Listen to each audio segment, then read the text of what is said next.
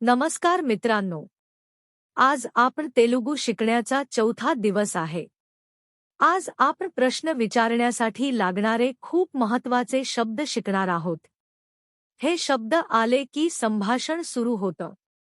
फक्त ऐका आणि मनात रिपीट करा. शब्द नंबर 1 काय? मराठी काय? तेलुगू एमी. पुन्हा बोला. एमी. शब्द नंबर 2 कुठे? मराठी कुठे? तेलुगू एक्कडा. पुन्हा एक्कडा. शब्द नंबर 3 कधी? मराठी कधी? तेलुगू एप्पुडू. पुन्हा बोला. एप्पुडू. शब्द नंबर 4 का? मराठी का? तेलुगू एंदुकू. पुन्हा एंदुकू. आता छोटे प्रश्न बनवूया. ऐका आणि रिपीट करा. काय आहे हे? तेलुगू इदी एमी. तुम्ही कुठे आहात?